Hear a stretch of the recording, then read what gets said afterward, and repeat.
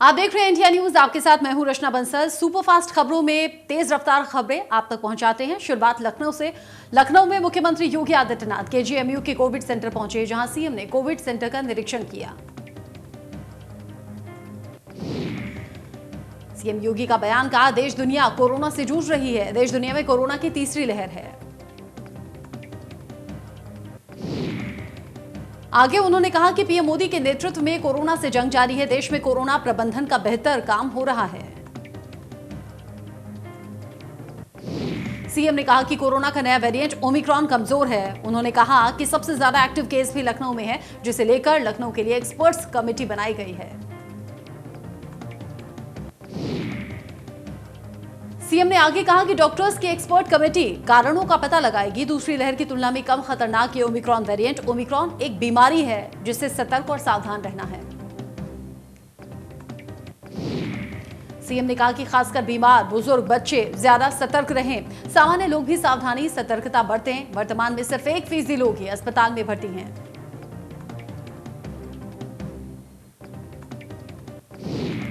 टीकाकरण अभियान का आज 1 साल पूरा हुआ, जिस पर सीएम योगी आदित्यनाथ ने ट्वीट किया, भारत का वैक्सीनेशन दुनिया का सबसे बड़ा।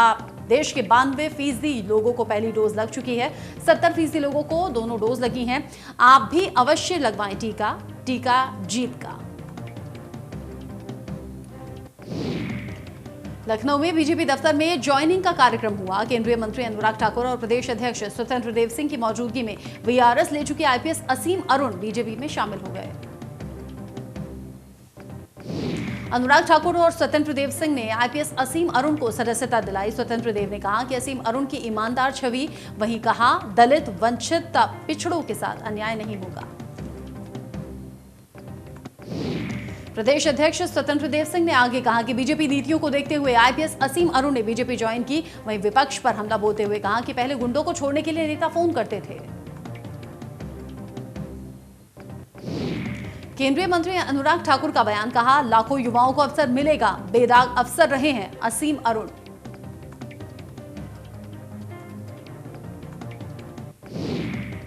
एक अधिकारी ने युवाओं के लिए प्रेरणा दी है। मोदी जी ने सबका साथ सबका विकास किया है। तारीफ में असीम अरुण के अनुराग ठाकुर बोलते हुए नजर आए और बोले बीजेपी में उनका बहुत बहुत स्वागत है। बीजेपी में शामिल असीम अरुण का बयान, बीजेपी शासन में सबसे सुखद अनुभव उनका रहा। योगी सरकार ने पुलिस को शक्ति दी। मैं आज बहुत ज्यादा खुश हूं, संतुष्ट हूं। असीम अरुण ने आगे कहा कि बीजेपी ने आज मुझे लोक सेवा का अवसर दिया है। बीजेपी में रहकर लोक कल्याण के काम कर सकता हूं। योगी सरकार में कानून व्यवस्था मजबूत हुई। योगी को गोरखपुर से टिकट मिलने पर अखिलेश यादव ने तंज किया। कहा पार्टी ने वापसी का टिकट काटा। अखिलेश यादव पर सीएम योगी का पलटवार। कहा पूरा प्रदेश मेरा घर, तुम्हारा क्या होगा बबुआ। 10 मार्च को तुम ना घर के रहोगे ना घाट के। चुनाव आयोग ने रोड शो और रैलियों पर रोक की तारीख बढ़ा दी है। 22 जनवरी तक कोई भी पार्टी फिजिकल रैली नहीं कर सकती। बढ़ते कोरोना को लेकर राजनीतिक पार्टियों पर यह रोक लगी है। बीजेपी की पहली लिस्ट आने के बाद बीजेपी मुख्यालय में हलचल बढ़ी। प्रदेश मुख्यालय पर प्रदेश संगठन मंत्री सुनील बंसल संभावित दावेदारों से मिल रहे हैं। एसपी अध्यक्ष अखिलेश यादव की प्रेस कॉन्फ्रेंस की गई। पूर्व मंत्री दारा सिंह चौहान ने भी समाजवादी पार्टी ज्वाइन कर ली है। पूर्व मंत्री दारा सिंह के साथ ही कई और विधायक भी पार्टी में शामिल हुए। दारा सिंह चौहान समाजवादी पार्टी का हिस्सा बन गए हैं। बीजेपी छोड़कर एसपी में शामिल हुए दारा सिंह चौहान ने योगी सरकार की कैबिनेट से इस्तीफा दिया था। अखिलेश यादव की रैली पर चुनाव आयोग ने जारी किया नोटिस। 24 घंटे में जवाब मांगा। कोरोना नियमों का उल्लंघन करने के मामले में एसपी को नोटिस दिया गया। एआईएमआईएम ने भी अपनी पहली लिस्ट जारी कर दी है। 9 सीटों पर उम्मीदवारों का ऐलान किया गया। गाजियाबाद के लोनी से डॉक्टर राम मेहताब, हापुड़ के ग्राम मुक्तेश्वर से फुरकान चौधरी, धुलना हापुड़ से हाजी आरिफ को टिकट मिला है। आम आदमी पार्टी आज 150 टिकट जारी करेगी। संजय सिंह आज 150 टिकटों का ऐलान करेंगे। आम आदमी पार्टी की दूसरी सूची आज 3 बजे कॉन्फ्रेंस में जारी होगी। आजम खान के बेटे अब्दुल्ला आजम जेल से रिहा हो गए हैं। जेल के बाहर निकले अब्दुल्ला आजम कागजों में हेराफेरी और जालसाजी के मामले में जेल भेजे गए थे। भाकियू नेता राकेश टिकैत का 3 दिवसीय लखीमपुर दौरा 21 जनवरी को लखीमपुर पहुंचेंगे। राकेश टिकैत पीड़ित किसानों के परिवार वालों से मिलने का कार्यक्रम, जेल में बंद किसानों से भी मुलाकात होगी। लखनऊ में एसपी कार्यालय के बाहर हाई वोल्टेज ड्रामा, एसपी नेता आदित्य ठाकुर ने खुद पर पेट्रोल डालकर कार्यालय के बाहर खुद को आग लगाने की कोशिश की। अलीगढ़ के छर्रा से टिकट कटने से नाराज हैं। यूपी के स्कूल कॉलेज 23 जनवरी तक बंद रहेंगे। बढ़ते कोरोना और सर्दी के चलते ये स्कूल कॉलेज बंद करने का फैसला हुआ है। एसीएस सूचना के तहत नवनीत सहगल ने ट्वीट कर इसकी जानकारी दी। मैनपुरी में फर्जी पैरामेडिकल कॉलेज का मामला, एक बिल्डिंग के बेसमेंट में चल रहा था डॉक्टरी डिप्लोमा की आड़ में छात्रों का शोषण। अनट्रेन्ड शिक्षक यहां पर चिकित्सीय शिक्षा दे रहे थे। Abdul Kalam group of education के तहत चल रहा कॉलेज में 35 छात्र और छात्राएं पंजीकृत। 80,000 रुपए हर छात्र छात्रा से वसूला जा रहा है। जालौन में तमंचे के साथ जन्मदिन का जश्न मनाते हुए वीडियो वायरल हो रहा है। चाकू की जगह तमंचे से केक काटा जा रहा है। ऐसे में कोतवाली क्षेत्र के आजाद नगर का यह मामला बताया जा रहा है। पुलिस वायरल वीडियो की जांच कर रही है। ललितपुर में गलन भरी सर्दी और घने कोहरे की वजह से लोग परेशान दिखे। घने कोहरे के चलते सड़कों पर गाड़ियों की रफ्तार धीमी दिखी। सड़कों पर सन्नाटा पसरा हुआ है। नोएडा में लगातार कोरोना पांव पसार रहा है। पिछले 24 घंटे में 1800 से ज्यादा कोरोना संक्रमितों की पुष्टि हुई है।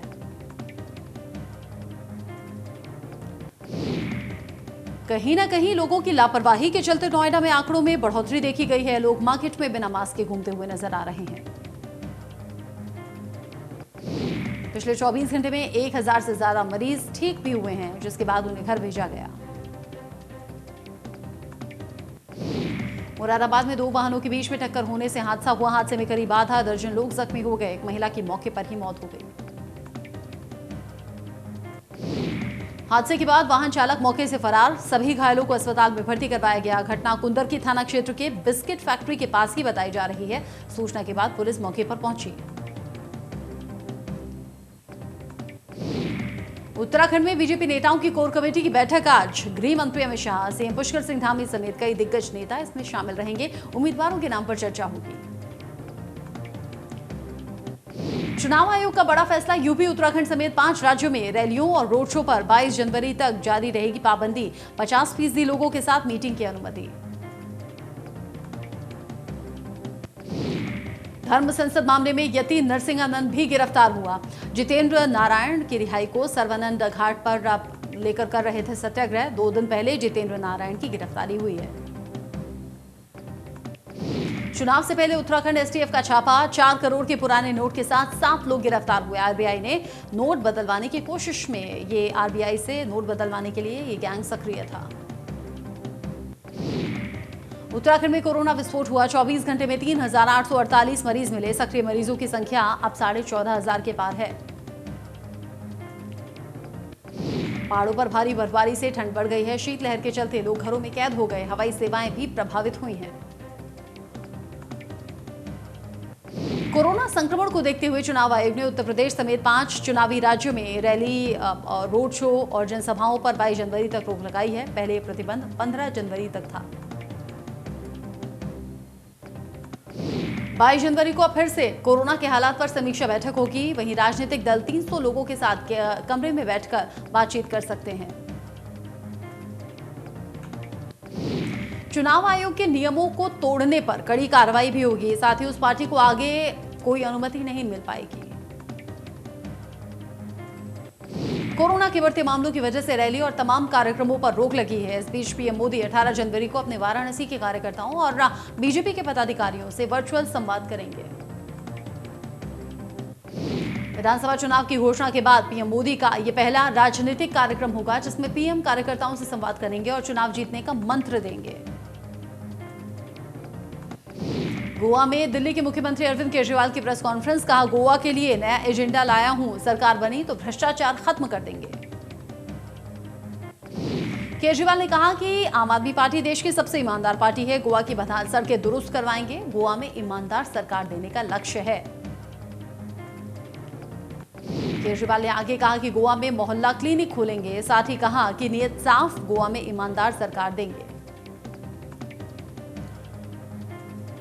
भारत में कोविड वैक्सीनेशन अभियान का आज 1 साल पूरा। 1 साल में लोगों को 156 करोड़ से ज्यादा डोज दी गई हैं। 16 जनवरी 2021 से टीकाकरण देने की शुरुआत हुई थी। अभी भी देश में 8% आबादी ने एक भी डोज नहीं ली है। उत्तर प्रदेश में कोरोना संक्रमण का कहर जारी। प्रदेश में बीते 24 घंटे में 17,185 नए मरीज सामने आए। प्रदेश में एक्टिव केसेस की संख्या 1 लाख के पार है।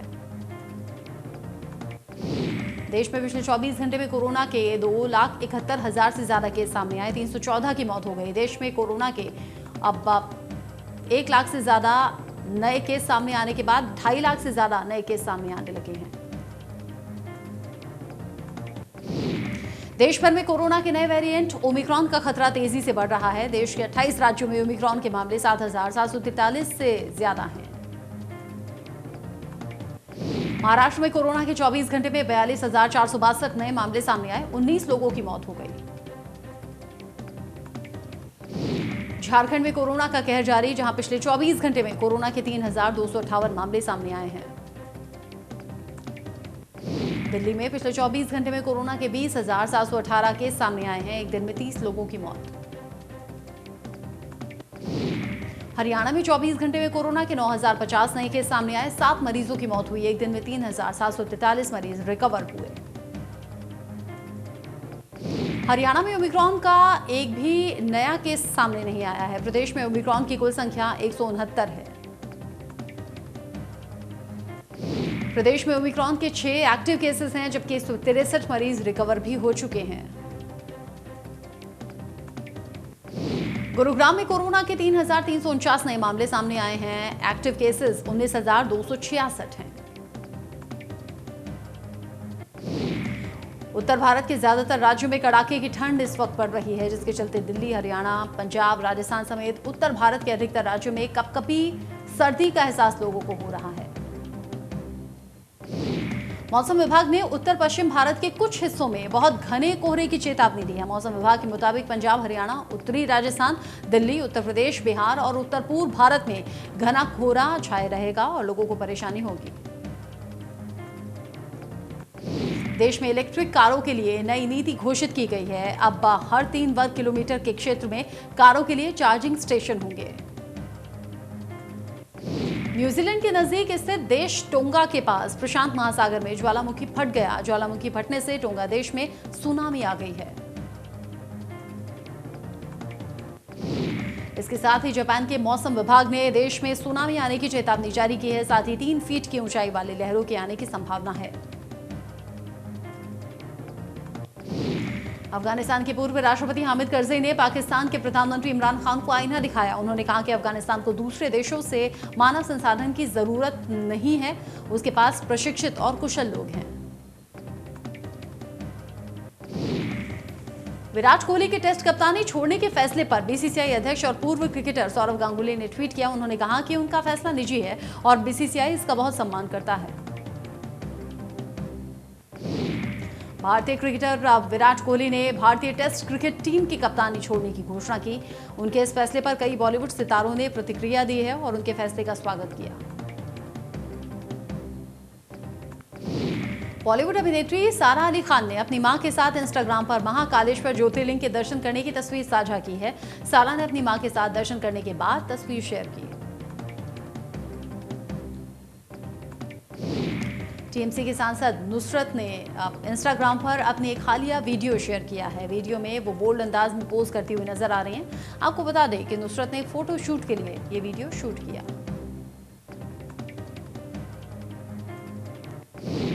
Amazon प्राइम वीडियो पर 5 कहानियों की हिंदी एंथोलॉजी फिल्म अनपोज्ड का नया सफर ट्रेलर लॉन्च हो गया है। अब इसका नया सीजन अनपोज्ड नया सफर 21 जनवरी को प्राइम वीडियो पर रिलीज होना है।